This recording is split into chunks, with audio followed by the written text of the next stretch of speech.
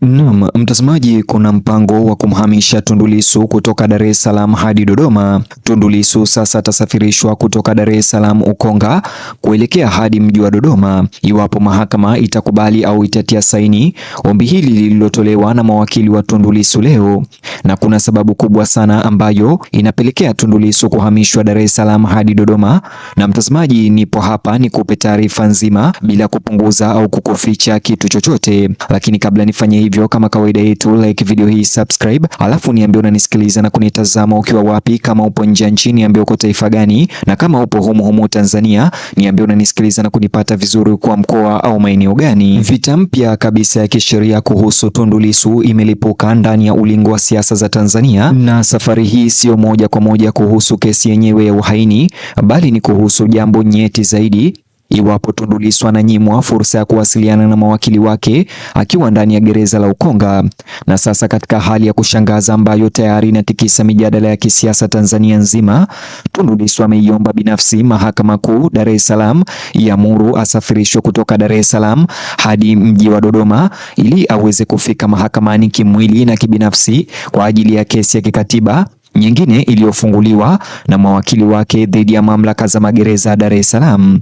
Na hapa ndipo stori inakuwa kubwa mara moja kuliko watu wengi walivyotarajia, kwa sababu kwa mujibu wa mawakili hao wa Tundu Lissu, wanawatuhumu viongozi wa magereza huko Ukonga, Dar es Salaam, kuwazuia wasikutane faragha ama private na kujadili masuala ya kisheria na Tundu Lissu gerezani. Tuhuma hizo peke yake tayari zinazua mjadala mkubwa mtandaoni usiku wa leo, kwa sababu wafuasi wengi wa Chadema sasa wanauliza ikiwa wanasheria hawawezi kujadili mkakati wa kisheria wa faragha ama private na mteja wao Tundu Lissu, basi ni maandalizi gani ya kweli yanaweza kutokea katika kesi nzito ya kisiasa kama hii ya uhaini? Na usikilize kwa makini sehemu hii, maana hapa ndipo mvutano ndani ya chumba cha mahakama uliporipotiwa kuwa mkali zaidi. Upande wa serikali uliripotiwa kutaka suala hilo liendelee kwa kiasi kikubwa kwa njia ya maandishi na taratibu za mtandaoni, lakini Lissu mwenyewe alipinga hilo vikali. Aliwaambia majaji hao moja kwa moja kuwa anataka kesi hiyo isikilizwe kwa mdomo na kimwili huko Dodoma, na isikilizwe ana kwa ana mjini Dodoma, si kwa njia ya nyaraka na kuunganishwa kwa video pekee mtandaoni. Mara moja kauli hiyo pekee imeanza kuenea kwa kasi kwenye duru za kisiasa na mitandaoni, kwa sababu watu wengi walianza kuitafsiri kuwa Lissu anajaribu kupigania kuonekana waziwazi ushiriki wake wa moja kwa moja na kile anachokiita haki kamili ya kikatiba akiwa kizuizini. Na kilichowashtua watazamaji wengi zaidi ni hoja ya hisia ambayo Tundu Lissu anaripotiwa kuiwasilisha mbele ya majaji. Alidai kuwa akiwa rumande katika gereza la Ukonga hana uwezo wa kupata maktaba, mtandao wala vifaa vya kutosha vya ushauri wa kisheria ili kuandaa hoja za kimaandishi pasavyo. Inasemekana aliambia mahakama kuwa chini ya hali kama hizo, kujitetea kwa haki kupitia mawasilisho ya mtandaoni au ya maandishi inakuwa vigumu sana, na anataka mahakama imkubalia aweze kusafirishwa hadi Dodoma. Sasa kauli hiyo hapo tayari inaleta athari kubwa usiku wa leo, kwa sababu wafuasi wa Chadema sasa wanasema hii sio kesi moja tu. Wanabishana kuwa hii sasa linakuwa gumzo kubwa la kitaifa kuhusu haki za kikatiba, viwango vya haki vya kesi na ufikiaji wa maandalizi ya kisheria ndani ya vituo vya kizuizini. Hata hivyo, lakini wakati huo huo, wafuasi wa serikali wanasema jambo tofauti kabisa.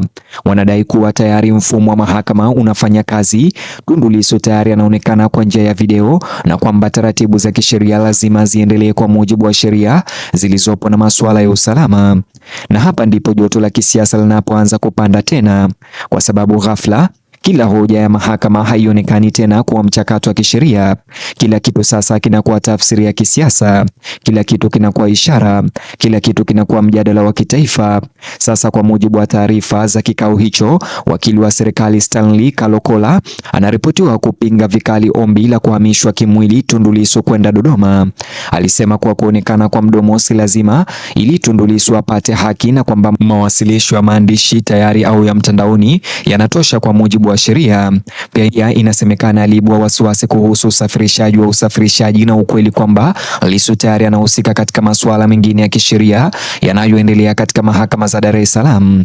Na mara baada ya mabishano hayo, wachambuzi wa masuala ya kisiasa mitandaoni walianza kugawanyika katika kambi mbili, upande mmoja ukisema serikali inafuata taratibu za kisheria, upande wa pili ukisema kwa nini uogope kumsafirisha ikiwa uwazi ndio lengo.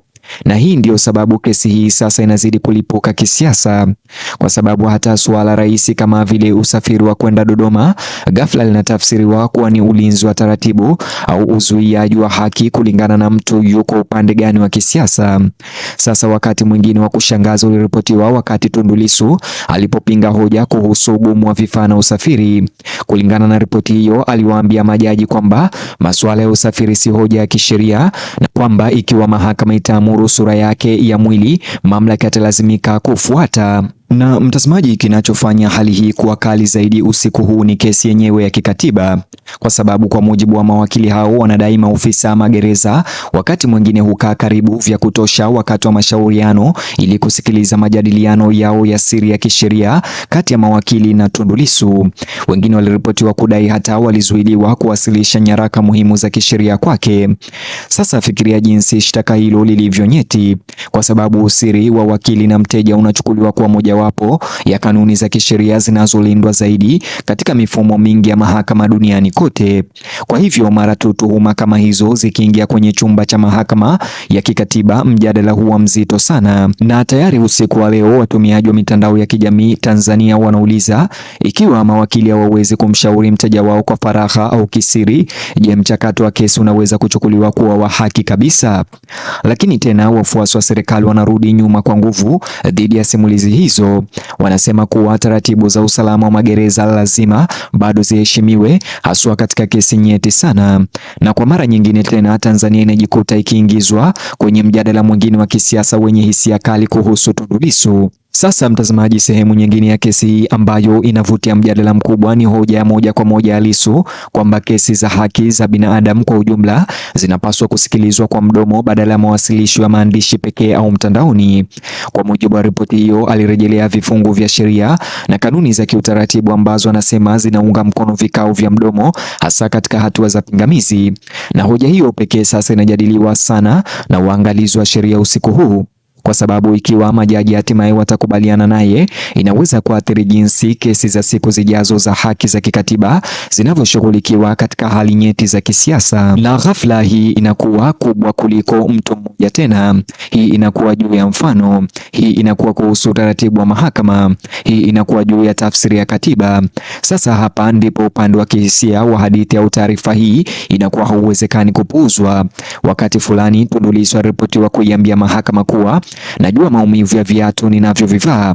Mstari huo tayari unasambaa kwa kasi mtandaoni usiku wa leo, kwa sababu wafuasi wanaitafsiri kama taswira ya matatizo anayosema anakumbana nayo wakati akijaribu kujitetea dhidi ya kizuizini, na yeye pekee ndiye anafahamu uchungu na mateso anayopitia.